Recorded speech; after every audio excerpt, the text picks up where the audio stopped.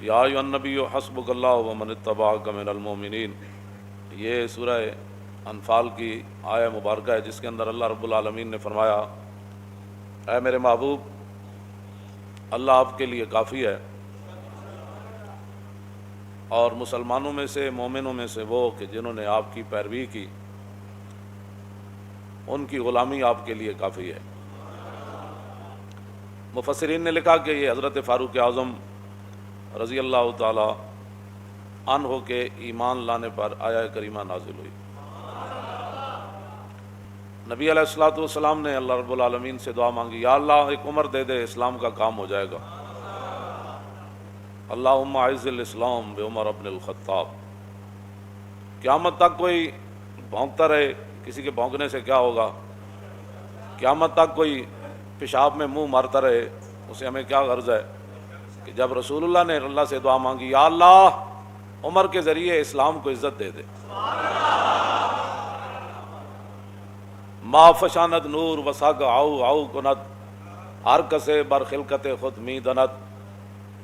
پوری دنیا اور زمین آسمان اور کائنات کا ہر ذرہ حضرت عمر کو جانتا ہے، ان کی غلامی کو بھی جانتا ہے، رسول اللہ کے ساتھ وفاداری کو بھی جانتا ہے، اور رسول اللہ کے دین کا جو انہوں نے کام کیا ساری دنیا جانتی ہے، پہاڑ بھی جانتے ہیں اور جو حیوان ہیں وہ بھی جانتے ہیں۔ جب فاروق اعظم رضی اللہ تعالیٰ عنہ کو لولو نے دو دھاری خنجر جو ہے زہر سے بجھا ہوا زہر آلود حضرت عمر پر دوران نماز، آپ نے اللہ اکبر فرمایا یا نہیں؟ صحابہ اس بارے میں واضح طور پر یہ بات ارشاد نہ فرما سکے کہ حضرت عمر نے اللہ اکبر فرمائی یا ابھی ہاتھ ہی اٹھائے تھے تو اس نے آپ پر حملہ کر دیا دوران نماز، تو آپ کا جسم مبارک جو ہے وہ کٹ گیا اور آپ مصلی رسول کے ساتھ ہی گر پڑے۔ تو بعد میں صحابہ پھر ایک حکیم کے پاس گئے، آپ کے علاج کے لیے دور دراز اسے لینے کے لیے گئے کہ بھئی آپ آئیں حضرت عمر کا علاج کریں۔ جب وہ حکیم صاحب صحابہ کے ساتھ آ رہے تھے تو راستے میں کہنے لگے میں واپس جا رہا ہوں، حضرت عمر کا تو وصال ہو گیا ہے۔ وہ کہنے لگے آپ کو کیسے پتا؟ آپ نے فرمایا یہ جو بکری ہے نا دیکھ رہے ہیں، یہ جو فصل کھا رہی ہے یہ اس مالک کی نہیں ہے، یہ کسی اور کی بکری ہے جو غیر کا فصل کھا رہی ہے، اور جب تک حضرت عمر زندہ تھے تو بکریاں بھی غیر کا فصل نہیں کھایا کرتی۔ یہ اس بات کی دلیل ہے کہ حضرت عمر دنیا سے تشریف لے گئے۔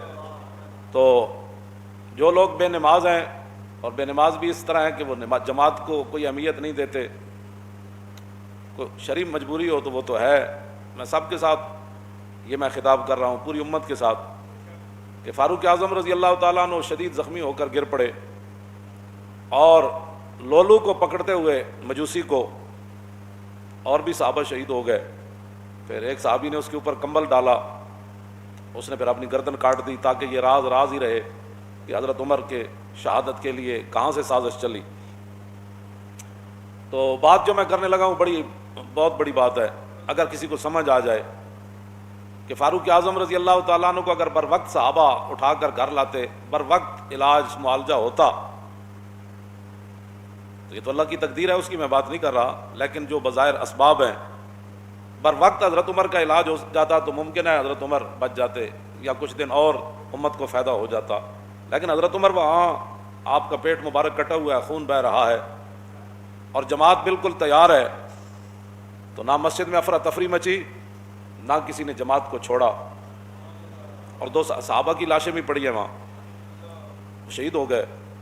لیکن حضرت عمر نے عبد الرحمن بن عوف صحابی رسول کو فرمایا کہ آپ کھڑے ہو جائیں، مجھے یہیں زخمی رہنے دیں، آپ نماز با جماعت پڑھائیں۔ بس اگر کسی کو سمجھ آ جائے تو بہت بڑی بات ہے، اتنا بڑا نقصان ہو رہا تھا، لیکن حضرت عمر نے فرمایا نہیں، جو رسول اللہ راہ دے کر گئے نا، نماز پڑھائیں آپ۔ حضرت عمر ساتھ خون بہہ رہا ہے اور صحابہ کی لاشیں بھی پڑی ہوئی ہیں، لیکن جماعت نہیں چھوڑی گئی۔ اور آج مسلمان ہر چیز چھوڑ کر جو ہے وہ چاہتے ہیں کہ مسلمانوں کی عزت ملے، ایسے نہیں ہوگا، ایسے نہیں ہوگا۔ انہی راستوں پر چلیں گے تو عزت بنے گی۔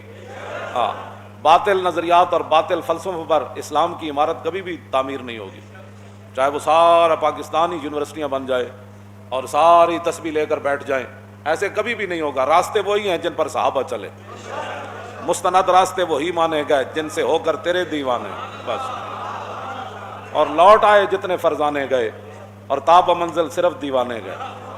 ہاں، مستند راستے وہی مانے گئے۔